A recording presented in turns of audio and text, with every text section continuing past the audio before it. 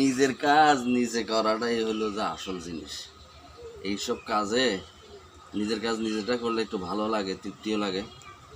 আর মানুষ দিয়ে তো সবসময় করাই, এই জন্য এবার ট্রাই করতেছি আর কি, নিজে পারি কিনা। আলহামদুলিল্লাহ, আপনাদের দোয়ায় ভালো কাজ চলতেছে। সবাই আমার জন্য দোয়া করবেন এবং সবাই নিজের কাজ নিজে করার জন্য চেষ্টা করবেন।